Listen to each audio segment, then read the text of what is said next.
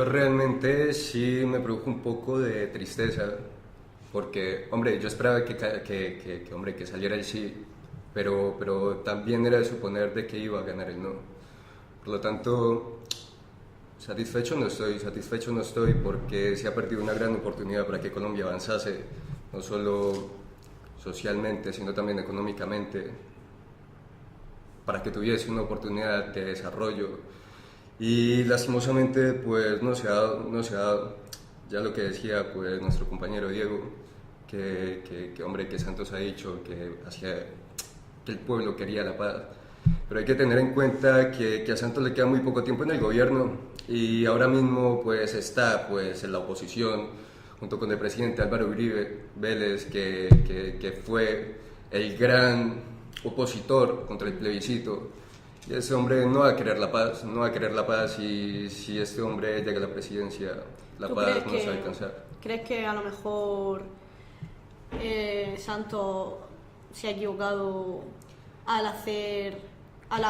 llegar a un acuerdo antes de estar convencido por encuestas de opinión pública y demás de que iba a salir que sí, y además de tener a la oposición a favor de un acuerdo, no de la paz, sino del acuerdo al que se llegó? ¿Crees que a lo mejor se precipitó un poco al hacerlo previamente y no...? Hombre, yo creo que en un primer momento hay que tener en cuenta de que el acuerdo de paz, los puntos que se plantearon, realmente estaban muy mal planteados. O sea, no era un acuerdo perfecto, pero también hay que tener en cuenta hombre, Colombia lleva más de 52 años en guerra con las FARC, y plantear un acuerdo de paz en menos de 4 años realmente es difícil, es complicado. Ya, hombre, hay que suponer o hay que tener en cuenta que sobre 1985 las FARC se puede decir que tuvo cierta legitimidad política con la Unión Patriótica, que creo que fue gracias a Belisario Betancur, un presidente colombiano, el que les dio cabida en el Congreso. Y pues no funcionó este partido político porque fueron asesinados todos sus diputados. Así que yo creo que la cuestión allí sobre si estuvo bien o mal el acuerdo es complicado. Tú que has estado, o sea, llevas relativamente poco tiempo aquí, ¿cómo explicarías que haya salido que no? Tal vez porque la gente pensaba que saldría que sí y no fue a votar, o porque querían... Hombre, en cuanto a eso hay que tener en cuenta que hubo un 60% de abstención, y en cuanto a eso hay que tener en cuenta también que mucha gente estaba indecisa. O sea, mucha gente, a pesar de que puede que sí quisiera que la política que las FARC tuviese representación de la política, aún no estaban muy seguros si era lo conveniente. Y por otro lado también hay que tener en cuenta de que el clima no ayudó. Por otro lado pues estaba pasando pues el huracán el Matthews, y ¿cómo es posible que las personas que han sido menos afectadas por las FARC hayan sido las que hayan decidido votar por el no, cuando las más afectadas son las que han decidido votar por el sí? Pues la respuesta es muy sencilla, o sea, es que nadie conoce el dolor de nadie. Cuando una persona ha sufrido un dolor a causa de X grupo subversivo, es más fácil de que diga, vamos a ver, yo ya no quiero de que esta gente siga matando a familiares de otros, no quiero que sigan secuestrando a familiares de otros, porque yo sé qué es lo que se siente eso. En cambio, si tú eso no lo sabes, ¿tú cómo lo vas a aceptar? O sea, tú dices, estos no se pueden ir de rositas. Claro, no tú por ejemplo tienes tan claro que tú habrías votado que sí porque tú tienes antecedentes que... Yo en cuanto a eso, yo digo que donde hubiese estado en Colombia, ahora mismo yo hubiese votado por el no.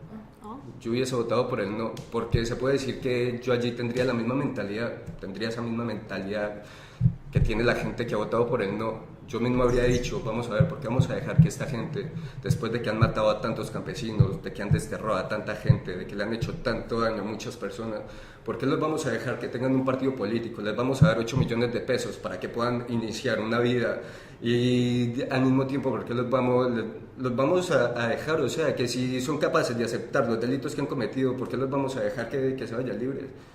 Yo habría votado en ese momento por el no. Ahora mismo, que se puede decir que hombre, he cambiado un poco mi forma de pensar, habría votado por el sí, ahora mismo sí.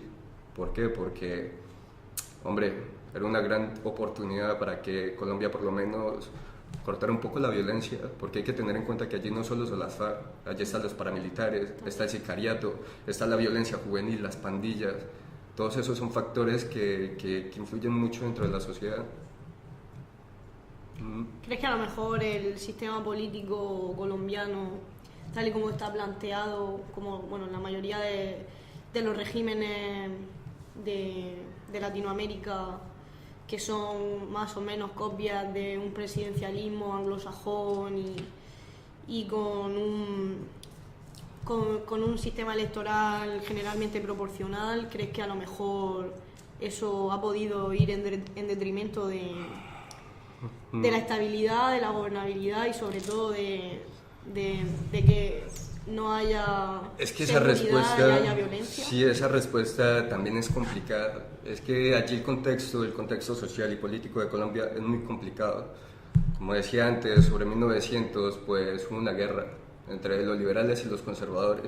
Se puede decir que en aquel momento se empezaron a forjar las familias que han venido gobernando a Colombia desde hace un siglo. Es decir, son más o menos unas, exagerando un poco, unas 10 familias que gobiernan Colombia. Dentro de esas familias encontramos a los Uribe, a los Santos, a los Santo Domingo. Entonces allí es complicado, es muy complicado tú entrar dentro de la política y alcanzar, por ejemplo, un puesto relevante. Si tú no tienes los medios económicos, cuesta un poco que ingreses en que alcances un puesto público, por lo menos dentro de la Cámara de los Representantes en Colombia. Es complicado, es muy complicado. Las instituciones están corrompidas. Muy corrompidas, muy corrompidas. ¿Y crees que Colombia ha experimentado momentos de ser un estado fallido con áreas marrones muy grandes? A Colombia nunca lo he considerado un estado fallido por la razón de que nunca ha sido un país que haya perdido la soberanía. O sea, es verdad que Estados Unidos en muchas ocasiones le ha dado armas a Colombia. De hecho, dentro de mi región, cerca de mi pueblo, hay una base estadounidense que le ha ofrecido mucha ayuda al ejército para combatir a las FARC. Pero Estados Unidos nunca ha entrado directamente, o sea, a combatir a las FARC. ¿Pero crees que las FARC, por ejemplo, han llegado a tener verdadero poder, verdadera soberanía y han llegado a deslegitimar en algunos lugares, en algunas áreas? Hay áreas, hombre, áreas marrones las hay. Por ejemplo, hay un sitio que se llama Caquetá Tres Esquinas, que es una zona roja en Colombia, y esa zona se puede decir que allí está gobernada por las FARC. Tengo amigos que estuvieron en el ejército y ellos me decían que cuando entraron allí, una vez, la gente allí se pagaba con droga. Suena un poco fuerte realmente lo que digo, pero él dice, allí la gente entra a un bar y pagas con droga, paga con coca. O sea, que son sitios que realmente están gobernados por las FARC, se puede decir. Hay otros sitios como el Guaviare, como yo qué sé, como el Putumayo. Son sitios donde las FARC realmente han tenido cierta gobernabilidad, pero hay que decir de que hayan tenido el suficiente poder para gobernar al Estado, para controlar o por lo menos para combatirlo. ¿Que el poder institucional crees que siempre ha pertenecido al gobierno colombiano? Sí. Hombre, a sus líderes sí. Pues las conclusiones.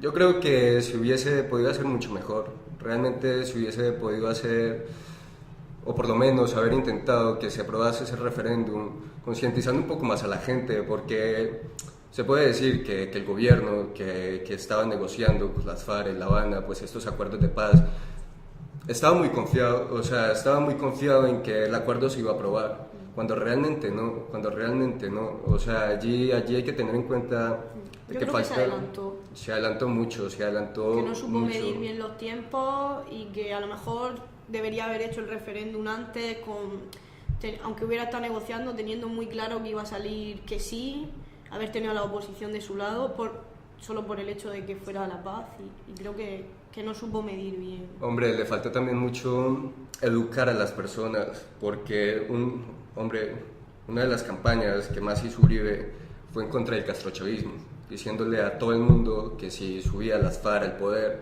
iban a traer una política comunista al país.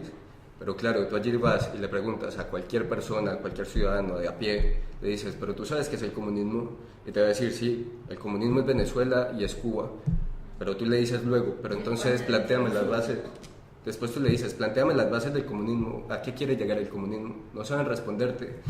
Entonces, claro, cuajó mucho esa política del miedo, y donde el gobierno hubiese sido más listo, hubiese empezado a concientizar a las personas, hubiese empezado a darles un poco más de educación política, que falta mucho, realmente falta mucho.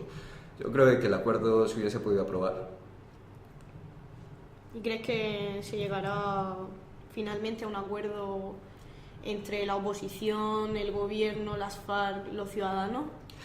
Pues yo, o sea, desde mi punto de vista, no, desde mi opinión personal, a mí sí me gustaría, o sea, desde mi punto de vista como colombiano, porque yo, o sea, sí estoy cansado de tanta guerra, sí estoy cansado de tanta guerra que hay allí. Y lo vería factible por el hecho de que, como decía antes, hombre, es una oportunidad para contraatacar a el otro tipo de delincuencia, o sea, como he dicho antes, la delincuencia civil, el sicariato, inclusive los grupos paramilitares, que también es una fuerza que realmente tiene mucho poder allí. ¿Lo vería factible? Sí, hombre, si veía factible ese acuerdo de paz, ¿por qué no lo voy a ver factible más adelante? Ahora, lo que creo que vaya a pasar, yo creo que va a continuar, o sea, que la guerra va a continuar. ¿Sí? Yo creo que sí. Hombre, el 31 de octubre se supone que es el último plazo. Ya. De ahí pueden seguir hablando, haciendo charlas y a ver qué pasará, pero como he dicho antes, a Santos le queda muy poco tiempo en el gobierno, muy poco tiempo, y después de haber fracasado, porque realmente fue un fracaso con ese acuerdo, Una deslegitimación de su propuesta. no va a volver a subir al poder, no va a volver a subir, la gente no lo va a votar, y va a votar Uribe, y la cosa se va a ir para otro lado.